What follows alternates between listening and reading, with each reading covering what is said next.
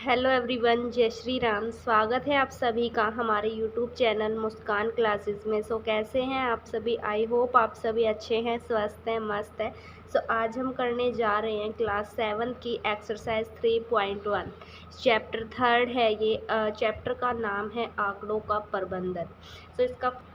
इस एक्सरसाइज में जो दो फॉर्मूले यूज़ होंगे वो एक बार हम देख लेते हैं। सबसे पहला फॉर्मूला जो यूज़ होगा वो है माध्य निकालने के लिए। माध्य निकालने के लिए हमें फॉर्मूला यूज़ करना है आंकड़ों का योग बटे में आंकड़ों की संख्या। सेकंड फॉर्मूला है परिसर। हमें परिसर निकालने के लिए बोला जाएगा क्वेश्चन में। तो परिसर निकालने का फॉर्मूला है सबसे बड़ा अंक माइनस में सबसे छोटा अंक। ठीक है, तो अब हम क्वेश्चन देख लेते हैं। फर्स्ट क्वेश्चन है, अपनी कक्षा के किन्हीं 10 विद्यार्थियों की ऊंचाइयों का परिसर ज्ञात करना है। ठीक है, कोई 10 विद्यार्थी लेने हैं, उनकी ऊंचाइयाँ लिखनी है और फिर उनसे परिसर ज्ञात करना है। 10 विद्यार्थी लेने हैं हमें। 1 2 3 4 5 6 7 8 9 10 विद्यार्थी हो गए। विद्यार्थियों के नाम लिखने हैं। कोई भी 10 विद्यार्थी, उनके नाम लिखने हैं। हम मान लेते हैं ABCDEFGHIJ। ठीक है, ये विद्यार्थियों के हमने नाम मान लिए हैं। उसके बाद इनकी ऊंचाइयाँ लिखनी है। कुछ भी ऊंचाइयाँ जो आपके मन में हो आप लिख दो, क्योंकि एग्जैक्ट जो विद्यार्थी है उनकी ऊंचाइयाँ नहीं दी हुई है, तो हमें अपने मन से ही डालनी है वो। हम मान लेते हैं 2 4 3 5 6 1 2 3। ठीक है, ये हमने अपने मन से ऊंचाइयाँ लिख ली है। अब हमें क्या करना है? परिसर ज्ञात करना है। परिसर निकालने का फॉर्मूला हमें हमारे पास है, हम इजीली अब परिसर निकाल पाएंगे। सबसे बड़ा अंक देख लेना है। सबसे बड़ा अंक है यहाँ पर 7 रखना है आपको, माइनस सबसे छोटा अंक है यहाँ पर 1, लिखेंगे 1। 7 में से 1 माइनस कर देंगे, हमारे पास बचेगा 6 इसका आंसर हो जाएगा। नेक्स्ट क्वेश्चन करते हैं। सेकंड क्वेश्चन है, कक्षा के एक मूल्यांकन में प्राप्त किए गए निम्नलिखित अंकों को एक सारणीबद्ध रूप में संगठित कीजिए। सारणीबद्ध कैसे करना है वो आपको आना चाहिए। वो अभी हम करके दिखाएंगे। इससे पहले हम ये जो क्वेश्चन दिए हुए हैं 4th पार्ट, इनको सोल्व कर लेते हैं। ये हमें कुछ अंक दिए हुए हैं। फर्स्ट पार्ट है सबसे बड़ा अंक कौन सा है। इनमें से हमें बताना है कि सबसे बड़ा अंक कौन सा है। तो देखिए सभी अंक यहाँ पर दिए हुए हैं। यहाँ पर 1 से लेकर 9 तक सभी अंक दिए हुए हैं। तो सबसे बड़ा अंक इनमें क्या है? 9 है। ठीक है, तो यहाँ पर लिख देंगे 9। सबसे छोटा अंक कौन सा है? देखो सबसे छोटा अंक इसमें 1 है, तो यहाँ पर लिख देंगे 1। इन आंकड़ों का परिसर क्या है? परिसर निकालने का फॉर्मूला होता है सबसे बड़ा अंक माइनस में सबसे छोटा अंक। तो सबसे बड़ा अंक देख लेना है 9 है, माइनस में सबसे छोटा अंक 1 है। 9 में से 1 माइनस कर देंगे, 8 हमारे पास बचेगा। ये हमारे पास परिसर निकल गया। अंक गणितीय माध्य ज्ञात कीजिए। माध्य निकालने का फॉर्मूला है आंकड़ों का योग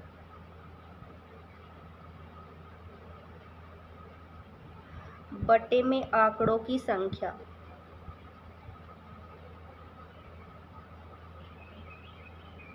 ठीक है, आंकड़ों का योग, ये जो आंकड़े दिए हुए हैं इनका हमें योग करना है। ठीक है, जब हम इन सभी आंकड़ों का योग करेंगे तो हमारे पास 100 आएगा। ठीक है, आप लोग करके देख लेना, इन सबको जोड़ लेना, 100 ही हमारे पास आएगा। यहाँ 100 बटे में आंकड़ों की संख्या, इनकी संख्या कितनी है कि ये कुल कितने हैं? 1 2 3 4 5 6 7 8 9 10 11 12 13 14 15 16 17 18 19 20। तो ये कुल 20 है। 20 को नीचे रखेंगे। अब इनको हमें भाग देना है। देखो हम 0 से 0 काट देंगे। अब क्या करेंगे? देखो ऊपर 10 है, नीचे 2 है, ये 2 के पहाड़े से कट रहा है तो इसको काट देंगे, 2 एकम 2, 2 पांजे 10, तो 5 हमारे पास आंसर आ जाएगा। तो इनका माध्य हमारे पास क्या आया, 5 आया है। अब देखो हमें सारणीबद्ध करने के लिए बोला गया था, सो अब हम इन आंकड़ों को सारणीबद्ध करेंगे। सारणीबद्ध करने के लिए सबसे पहले एक टेबल बना लेते हैं।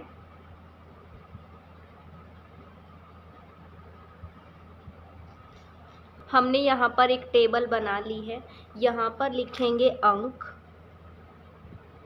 यहाँ पर मिलान चिन्ह और यहाँ पर बारंबारता। जब सारणीबद्ध करने के लिए बोला जाए तो इसी तरीके से टेबल बनानी है। अंक में देखो क्या लिखना है, ये 1 से 9 तक हमारे पास अंक दिए हुए हैं, तो यहाँ पर हमें 1 से 9 तक लिखने हैं। 1 2 3 4 5 6 7 8 9, ठीक है। मिलान चिन्ह, अब देखना है कि ये जो आंकड़े दिए हुए हैं इसमें 1 कितनी बार आ रहा है, तो हम देख लेते हैं। 1, तो यहाँ पर 1 जो है वो 1 बार ही आ रहा है, तो यहाँ पर मिलान चिन्ह में हम 1 डंडा लगाएंगे। 2 बार आता तो 2 डंडे लगाते, 3 बार आता तो 3 बार लगाते, 4 बार आता तो ऐसे 4 डंडे लगाते, और अगर 5 बार आता तो 5 बार जब आता है तो हम लगाते हैं 1 2 3 4, और 5वां हम ऐसे तिरछा लगाते हैं, ठीक है। इसलिए ये 5 ठीक है, 5 लगाने हो तब 4 डंडे सीधे और 5वां तिरछा लगाया जाता है।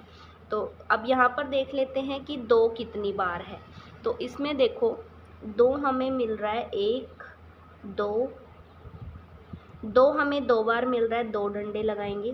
3 देख लेते हैं 3 कितनी बार है, 1 3 1 बार ही है। 4 देख लेते हैं, 1 2 3 3 बार है, 1 2 3। 5 1 2 3 4 5, 5 हमारे पास 5 बार है, तो कैसे लिखेंगे, 1 2 3 4 और 5वां डंडा तिरछा, ठीक है। उसके बाद 6 देख लेते हैं, 1 2 3 4, 6 हमारे पास 4 बार है, 1 2 3 4, ठीक है। 7 कितनी बार है, 1 2 2 बार है, 2 डंडे लगाएंगे। 8 कितनी बार है, 8 1 बार है, 1 डंडा लगाएंगे। 9 कितनी बार है, 1 9 भी 1 बार है, 1। बारंबारता में लिखेंगे, देखो 1 डंडा है, 1 कितनी बार है, 1 बार है, यहाँ पर 1 बार लिखेंगे। 2 2 बार है, 2 बार लिखेंगे।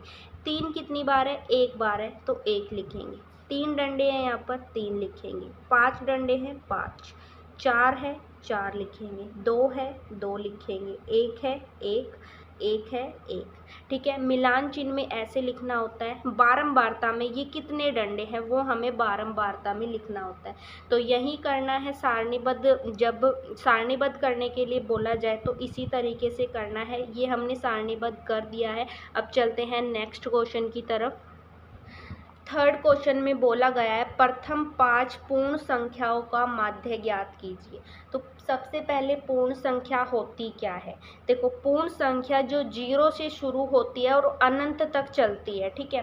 पूर्ण संख्या इज इक्वल्स टू, देखो 0 1 2 3 4 और जो अनंत तक चले तो वो पूर्ण संख्याएं हैं। तो हमें प्रथम 5 पूर्ण संख्याएं लेनी है। प्रथम 5 कौन कौन सी हो गई, 1 2 3 4 5, तो ये हमारी 5 प्रथम पूर्ण संख्याएं हो गई। तो यहाँ पर लिखेंगे प्रथम 5 पूर्ण संख्याएं इज इक्वल्स टू 0 1 2 3 4, ठीक है। इनका हमें क्या निकालना है, माध्य निकालना है। तो माध्य इज इक्वल्स टू, माध्य निकालने का फॉर्मूला है आंकड़ों का योग बटे में आंकड़ों की संख्या।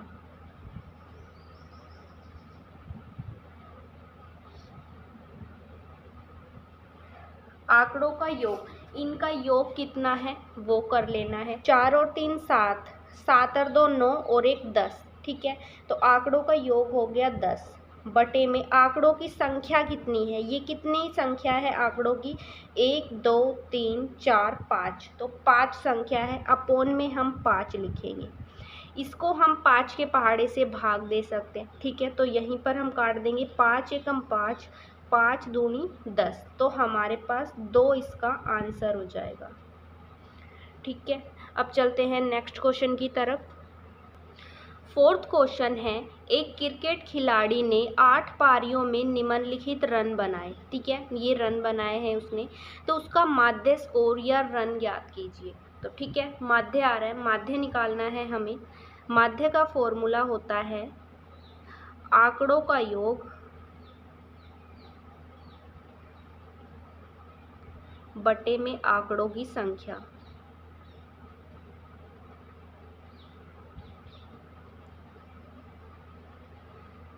ठीक है, आंकड़ों का योग कर लेते हैं। जब आप इन सभी आंकड़ों को प्लस करोगे, ठीक है, जब इन सभी को आप जोड़ोगे तो हमारे पास आएगा 400, ठीक है। आप लोग जोड़ लेना, 400 ही आएगा। तो यहाँ पर लिखेंगे 400 आंकड़ों का योग। आंकड़ों की संख्या कितनी है, 1 2 3 4 5 6 7 8, तो 8 है आंकड़ों की संख्या। यहाँ पर हम इसको 8 से भाग देंगे, तो यहीं पर काट देते हैं, 8 एकम 8, 8 पंजे 40 और 0, तो यहाँ पर 50 जो है इसका आंसर हो जाएगा, ठीक है। अब चलते हैं नेक्स्ट क्वेश्चन की तरफ। फिफ्थ क्वेश्चन है, निम्नलिखित सारणी प्रत्येक खिलाड़ी द्वारा 4 खेलों में अर्जित किए गए अंकों को दर्शाती है, ठीक है। ये एक सारणी है, ये सारणी प्रत्येक खिलाड़ी द्वारा 4 खेल, देखो 4 खेलों में अर्जित किए गए अंकों को दर्शाती है। 3 खिलाड़ी हैं, 4 उसने खेल खेले हैं और 4 खेलों में जो रन प्राप्त किए हैं, जो अंक प्राप्त किए हैं, वो उनको दर्शा रही है, ठीक है।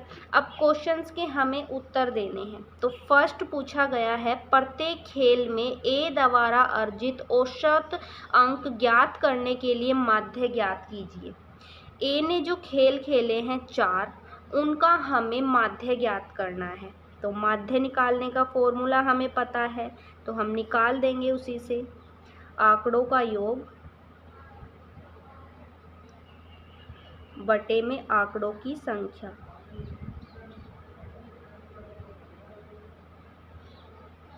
ठीक है, इन सभी को हम प्लस कर लेंगे।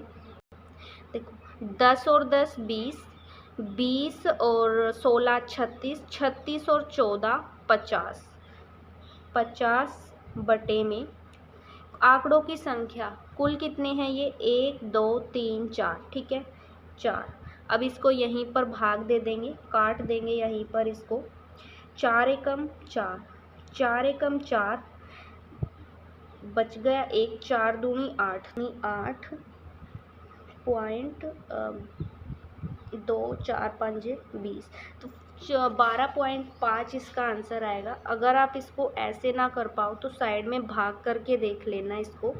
50 को 4 से, देखो 4 एकम 4, 1 बचा, 0 ऊपर से तारा, 4 दूनी 8, 2 शेष हमारे पास 2 बच रहा है। यहाँ से कुछ उतारने के लिए भी नहीं है, तो हम यहाँ पर पॉइंट लगाएंगे, यहाँ पर पॉइंट है तो यहाँ पर भी हम पॉइंट लगाएंगे, ठीक है। ऊपर से हम 0 उतारेंगे। अब 4 5 20, ठीक है, ये पूरा भाग हो गया, तो हमारे पास आंसर क्या आया, 12.5, तो 12.5 इसका आंसर हो जाएगा, ठीक है। नेक्स्ट है, प्रत्येक खेल में सी द्वारा अर्जित माध्य अंक ज्ञात करने के लिए आप कुल अंकों को 3 से भाग देंगे या 4 से। देखो सी का बोला गया है कि आप इसको जो माध्य निकालने का जो फॉर्मूला होता है उसमें हमें आंकड़ों की योग लिखना होता है और बटे में आंकड़ों की संख्या लिखनी होती है।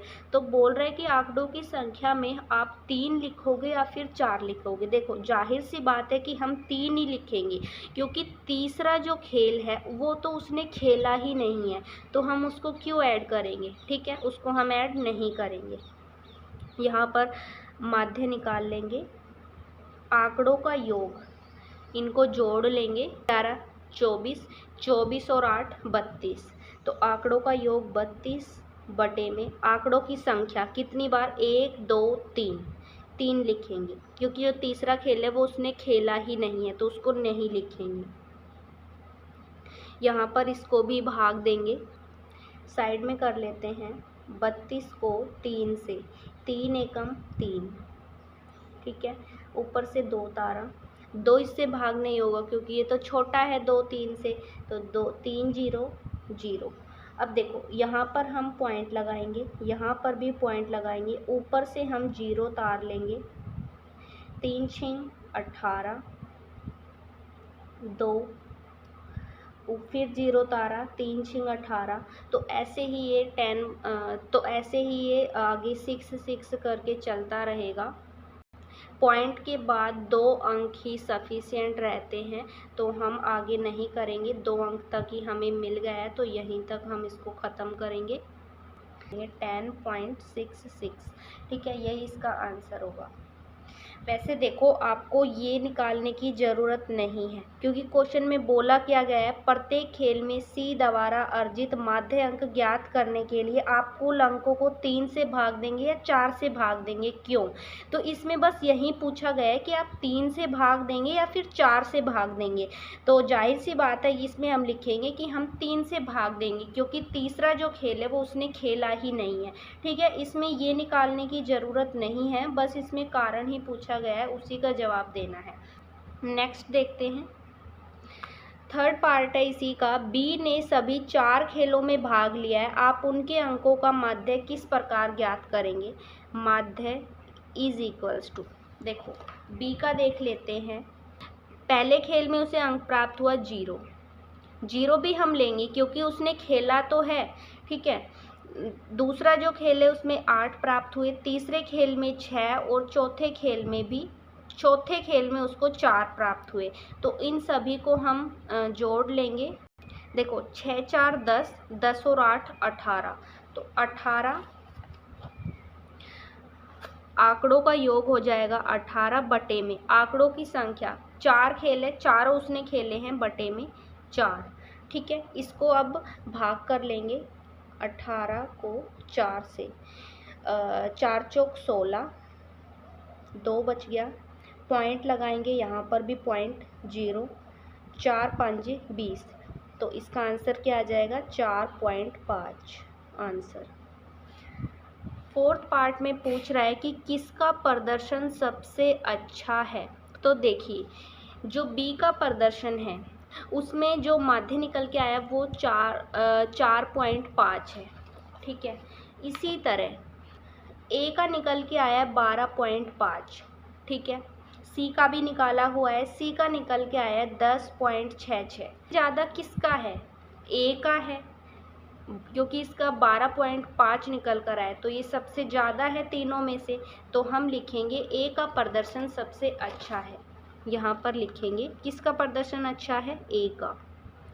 ठीक है, नेक्स्ट है, विज्ञान की एक परीक्षा में विद्यार्थियों के एक समूह द्वारा 100 में से प्राप्त किए गए अंक है 85 76 90 85 39 48 56 95 81 और 75। ठीक है, ज्ञात कीजिए। फर्स्ट पार्ट है विद्यार्थियों द्वारा प्राप्त सबसे अधिक अंक और सबसे कम अंक। तो सबसे अधिक अंक कौन सा है इसमें, देखो 95, 95 सबसे ज़्यादा है, से कम लिखेंगे। सबसे कम कौन सा है, 39, तो सबसे कम 39 है। यहाँ लिख देंगे सबसे अधिक। ठीक है, आप लिख लेना सबसे अधिक। 95 और सबसे कम 39। ठीक है, सेकंड पार्ट है इसी का, प्राप्त अंकों का परिसर। परिसर निकालने का फॉर्मूला हमें पता है, सबसे बड़ा अंक माइनस में सबसे छोटा अंक। परिसर इज इक्वल्स टू सबसे बड़ा अंक माइनस सबसे छोटा अंक। देखो, सबसे बड़ा है 95, सबसे छोटा है 39। इनको माइनस कर लेंगे, हमारे पास बचेगा 56। तो परिसर निकल गया है 56। नेक्स्ट है समूह द्वारा प्राप्त माध्य अंक। तो माध्य निकालना है, माध्य का फॉर्मूला भी हमें पता है, आंकड़ों का योग बटे में आंकड़ों की संख्या।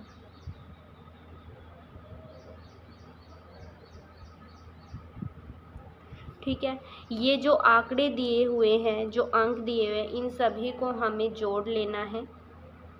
तो जब हम इन सभी आंकड़ों को प्लस करेंगे तो हमारे पास आएगा 730। ठीक है, आप प्लस करके देख लेना।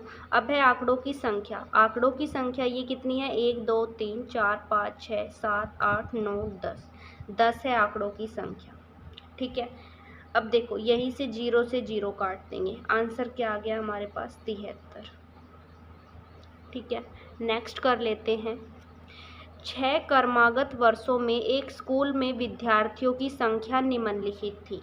6 कर्मागत वर्षों में मतलब कि 6 लगातार वर्षों में। कर्मागत का मतलब होता है लगातार, कॉन्टिन्यू। तो जैसे कि पहले वर्ष में 1555 थी, दूसरे वर्ष में 1670, तीसरे में 1750, चौथे में 2013, फिर उसके बाद पाँचवें में 2540 और फिर छठे में 2820। ठीक है, ऐसे थी। इस समय काल में स्कूल के विद्यार्थियों की माध्य संख्या ज्ञात करनी है। तो माध्य निकाल देंगे, इज इक्वल्स टू आंकड़ों का योग बटे आंकड़ों की संख्या।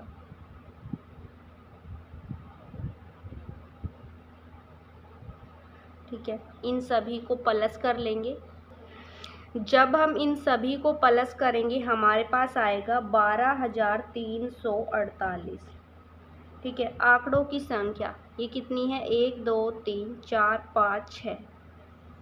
12,348 को 6 से भाग दे देंगे, साइड में कर लेते हैं।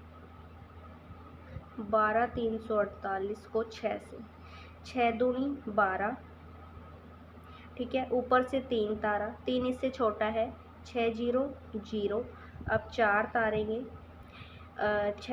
6 5 30, 4 6 8 48।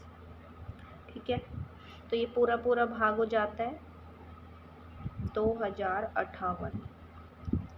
आंसर आ जाएगा 2058 आंसर।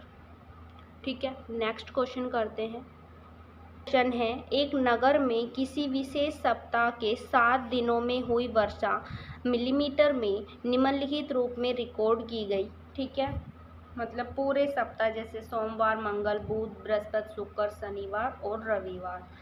ठीक है, तो फर्स्ट पार्ट दिया हुआ है कि उपरोक्त आंकड़ों से वर्षा का परिसर ज्ञात कीजिए। तो परिसर का फॉर्मूला हमें पता है, क्या है, सबसे बड़ा अंक माइनस में सबसे छोटा अंक। तो इसमें से सबसे बड़ा अंक कौन सा है, देखो यहाँ पर ये है 20.5, तो ये सबसे बड़ा अंक हुआ।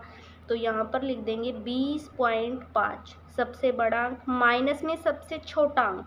सबसे छोटा कौन सा है, सबसे छोटा अंक इनमें से है, देखो 0.0, ये तो सबसे छोटा ही होगा। ठीक है, क्योंकि 1.0 भी इससे बड़ा ही है, तो सबसे छोटा क्या है, 0.0। इनको माइनस करेंगे तो क्या आएगा हमारे पास, 20.5 ही आएगा। ये इसका आंसर हो जाएगा। नेक्स्ट है, इस सप्ताह की माध्य वर्षा ज्ञात कीजिए। माध्य का फॉर्मूला भी हमें पता है, आंकड़ों का योग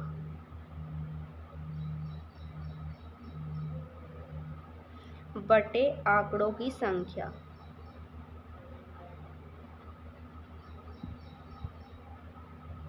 ठीक है, ये जो आंकड़े दिए हुए हैं इनको हमें प्लस कर लेना है। चलिए साइड में इनको प्लस करके देखते हैं। 12.2, 2.1 और 20.5 और 5.5 और 1.0। 0.0 को नहीं लेंगे तो इनको जोड़ने का भी कोई फ़ायदा नहीं है, क्योंकि 0 में कोई भी जोड़ो, कोई भी संख्या, वो तो सेम ही संख्या आ जाती है, तो 0.0 को नहीं लिखेंगे। ठीक है, 5 और 5 10, 11 12 13, पॉइंट के नीचे पॉइंट, ऊपर हासिल लगाई। 5 4 9 10 11, हासिल गई 1 2 3 4। तो इनको प्लस करने के बाद हमारे पास आया 41.3 बटे में कुल कितने हैं आंकड़ों की संख्या 1 2 3 4 5 6 7 है। 41.3 को 7 से भाग देंगे। देखो 7 एकम, चलो साइड में कर लेते हैं। 41.3 को 7 से, 7 पंजे 35, 11 में से 5 गए 6, 7 नीम 63, पॉइंट के यहाँ पे पॉइंट है, यहाँ पर भी पॉइंट लगेगा। 7 नीम 63, 5.9। ठीक है, इनको जब भाग देंगे तो क्या आएगा हमारे पास 5.9। और वर्षा मिलीमीटर में है तो इसके पीछे मिलीमीटर ही लगाएंगे। नेक्स्ट है, कितने दिन वर्षा माध्य वर्षा से कम रही। तो माध्य वर्षा कितनी आई है 5.9 आई है। इससे कम कितने दिन रही वो हमें बताना है। 5.9 से कम है, देखो ये भी कम है, ठीक है, ये तो ज़्यादा है, ये भी कम है। देखो एक ये, एक ये, एक ये तो ज़्यादा है, और 5.5 ये भी कम है और ये भी कम है। तो कुल कितने दिन हो गए 1 2 3 4 5। तो यहाँ पर लिखेंगे 5 दिन वर्षा माध्य वर्षा से कम रही।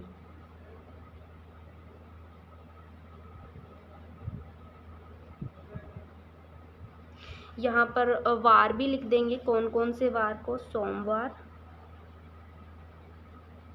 बुधवार, बृहस्पतिवार, शनिवार और रविवार। ठीक है, नेक्स्ट क्वेश्चन है 9th है, 10 लड़कियों की ऊंचाइयाँ सेंटीमीटर में मापी गई और निम्नलिखित परिणाम प्राप्त किए गए। ठीक है, 10 लड़कियां हैं, उनकी ये ऊंचाइयाँ है सेंटीमीटर में। क्वेश्चन के आंसर देने हैं। सबसे लंबी लड़की की लंबाई क्या है, सबसे अधिक ऊंचाई कौन सी है इनमें, वो हमें बतानी है। तो देखो इसमें से सबसे अधिक है 151, तो हम यहाँ लिख देंगे सबसे लंबी लड़की की लंबाई है 151 सेंटीमीटर। ठीक है, सबसे छोटी लंबाई, सबसे छोटी लड़की की लंबाई क्या है, तो वो है इसमें से 128, तो यहाँ पर लिख देंगे 128 सेंटीमीटर। इन आंकड़ों का परिसर क्या है, परिसर का फॉर्मूला हमें पता है, सबसे बड़ा अंक माइनस में सबसे छोटा, तो सबसे बड़ा ये है 151, माइनस में सबसे छोटा 128, इनको माइनस कर लेंगे। माइनस करने के बाद हमारे पास आएगा 23 सेंटीमीटर।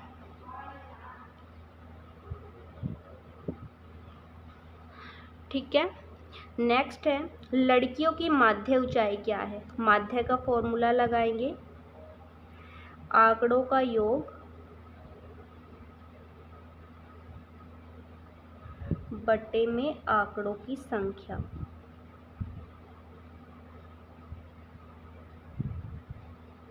ठीक है, आंकड़ों का योग, ये जो आंकड़े दिए हुए हैं, जो ऊंचाइयाँ दी हुई है, उनको हमें जोड़ लेना है। जब हम इन सभी का जोड़ करेंगे तो हमारे पास आएगा 1414। ठीक है, आंकड़ों की संख्या है 2 4 6 8 10। देखो अपोन में 10 है, तो जब अपॉन में 10 है तो हम पॉइंट लगा सकते हैं। 0 4 से मैच होगा, 1 के बदले में यहाँ पॉइंट लग जाएगा। 141.4 सेंटीमीटर। ठीक है, नेक्स्ट है कितनी लड़कियों की लंबाई माध्य लंबाई से अधिक है। माध्य लंबाई ये आई है, तो इससे अधिक कितनी लड़कियों की लंबाई है तो वो हमें बताना है। देखो 141.4 से अधिक है 150, ठीक है, 151, 146 और 149 और 143। 141 नहीं है क्योंकि यहाँ पर 0.4 है। तो कितनी लड़कियाँ हो गई, 1 2 3 4 5। तो यहाँ पर लिखेंगे 5 लड़कियों की लंबाई माध्य लंबाई से अधिक है।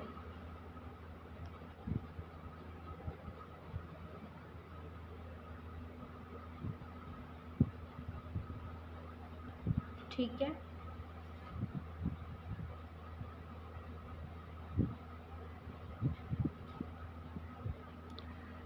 और जो हमें मिली है वो भी हम लिख देते हैं। 150, 151 और 146, 149 और 143। ठीक है, आई होप आपको क्वेश्चन समझ में आए होंगे, वीडियो अच्छी लगी होगी। अगर आपको वीडियो अच्छी लगी है तो लाइक कर देना, चैनल को सब्सक्राइब कर लेना और कमेंट करके ज़रूर बताना आपको वीडियो कैसी लगी।